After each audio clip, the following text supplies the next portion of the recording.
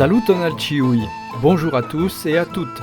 Au micro, Claude Labetta, un des animateurs du GEP, le groupe espérantiste périgourdin. Après plusieurs années d'interruption, Saluton, notre émission consacrée à l'espéranto, revient. Pourquoi revenir aujourd'hui, me direz-vous ? Eh bien pour deux raisons.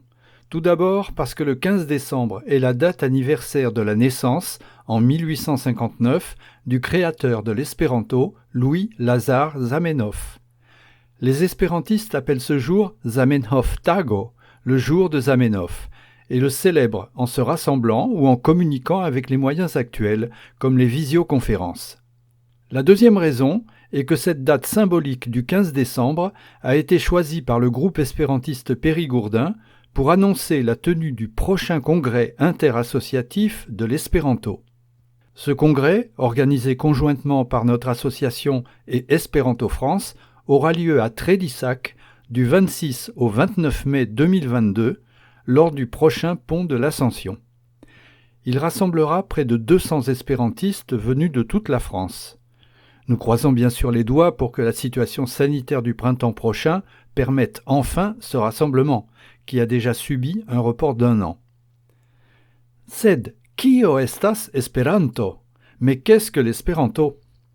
Dès son adolescence, Louis Lazar Zamenhof a voulu créer une langue de communication pour des raisons humanistes. Une langue qui ne remplacerait aucune langue maternelle, mais qui permettrait à tous d'échanger dans le monde entier, quelle que soit la langue maternelle de ses interlocuteurs. Une langue qui soit donc à la fois facile et rapide à apprendre, mais aussi capable de traduire toute la complexité de la pensée humaine. Notre volonté est de vous montrer que le pari a été réussi et que depuis 1887, date de parution du Fundamento, le livre présentant ce que Zamenhof appelait à l'époque la Lingvo Internatia, la langue internationale, l'humanité possède un outil au service de la paix dans le monde et de la fraternité entre les peuples.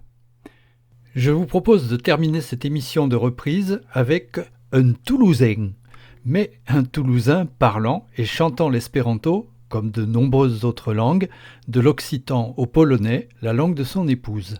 Il s'agit de Jean-Marc Leclerc, bien connu dans le milieu espérantiste sous le pseudo de Yomo.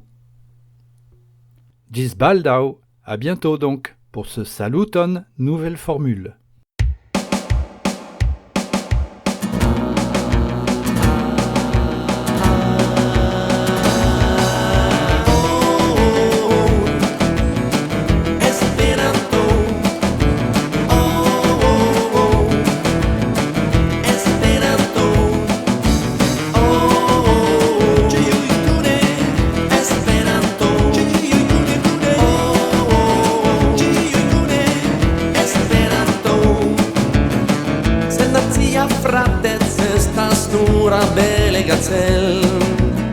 Son pazza lingvo sur la terra kaj en ciel.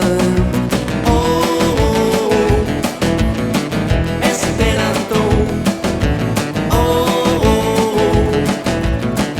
Esperanto. Ĉiuj kune Esperanto. Ĉiuj kune Esperanto.